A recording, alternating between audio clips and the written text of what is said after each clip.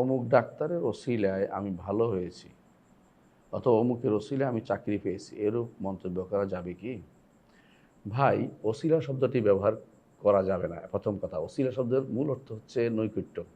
তো এটা তো এখানে আসে না। এখন যে কেউ যদি সত্যি সত্যি অ্যা বিশ্বাস করে যে আল্লাহ তাআলা তাকে সুস্থ করেছে, তবে ডাক্তারকে দেখাইছি, ডাক্তার সাহেব একটা ওষুধ সাজেস্ট করেছে, সেই ওষুধটা খেয়েছি। তো এটা বলতে পারবে যে ওই ডাক্তার আমাকে ওষুধ সাজেস্ট করেছে, আল্লাহ আমাকে দিয়েছেন, আরোগ্য দিয়েছেন। কারণ ডাক্তার ওষুধ দিলেই ভালো হয়ে যাবে তা নয়। আর সব ওষুধ ভালোও করে না। আর সব ডাক্তারও, একেবারে ভালো ডাক্তারও অনেক সময় ফেল করে। কারণ হচ্ছে আল্লাহ যতক্ষণ পর্যন্ত মঞ্জুর না করবে, ততক্ষণ পর্যন্ত কিন্তু মানুষ সুস্থ হয় না। তো এইজন্য যদি কেউ বলে যে অমুক ডাক্তার ওসিলায় ভালো হয়েছে, তাহলে ও শব্দটা ভুল বলেছে। এবং সেইভাবে বলতে হবে তাকে, আপনি যেটা বলছেন এইভাবে মন্তব্য করার জন্য বলতে হবে এটা, যে অমুক ডাক্তারে আমাকে দেখেছিলেন, তিনি আমাকে ওই ওষুধগুলি খেতে বলেছেন। আল্লাহ তাআলা ওষুধগুলোকে আমার জন্য কার্যকর করার তৌফিক দিয়েছেন। তিনি করেছেন, এজন্য আমি সুস্থ হয়েছি। এটা বলতে পারেন। কারণ এটা তো একটা কারণ উল্লেখ করা জায়েজ আছে। মনে রাখবেন, কারণ উল্লেখ করতে পারবেন যদি কোনো এটা শারীরিক কারণ হয়, অথবা যদি কোনো প্রাকৃতিক কোনো কারণ হয়, প্রমাণিত সত্য হয়। যেমন আপনি বলতে পারবেন, আমি আপনাকে বুঝাইতে বলছি যে আপনি বলতে পারবেন যে যে আলহামদুলিল্লাহ, আমি প্যারাসিটামল খেয়েছি, আল্লাহ আমাকে সুস্থতা দান করেছে।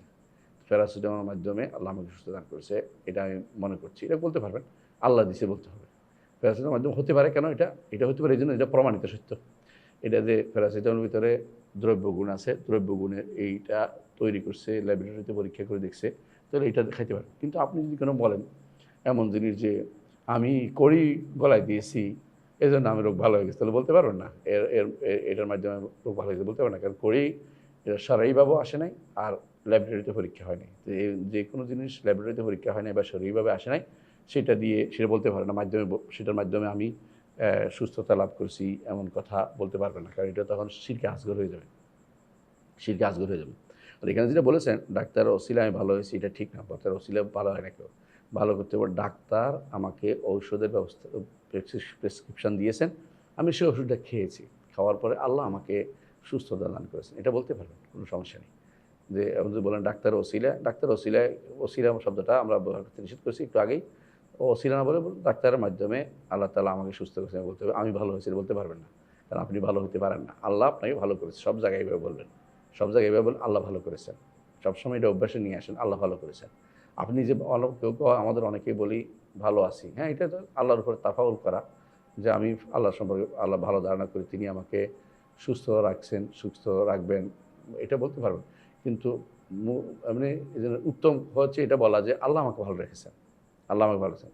তো আমি ভালো আছি, এটা হচ্ছে আমাকে খবর দিতে পারবেন, আর অথবা বলতে পারবেন যে আল্লাহ আমাকে ভালো করেছেন। তো ডাক্তারে ভালো করেছে বলে শিরিক হয়ে যাবে। আর ডাক্তারের মাধ্যমে ভালো হয়েছে বললে সেটা যদি ডাক্তারের মাধ্যম তো কোনো মাধ্যম না, মাধ্যম তো ওষুধ। এটা যদি বলে ওষুধ, এই ওষুধটার মাধ্যমে ভালো হয়েছে, পরীক্ষিত ওষুধটা, তাহলে সেটা বলা যাবে। আর যদি কোনো পরীক্ষিত না হয়, ডাক্তারিভাবে বা শারীরিকভাবে, ল্যাবরেটরিতে অথবা শারীরিকভাবে কোনোভাবে প্রমাণিত হয় না, প্রাকৃতিকভাবে বা শারীরিকভাবে, শরীয়তগতভাবে, তাহলে এটা বললে, মাধ্যমে বললে শিরকে আসগর হবে। শিরকে আসগর হবে। আশা করি বিষয়টা বুঝছেন।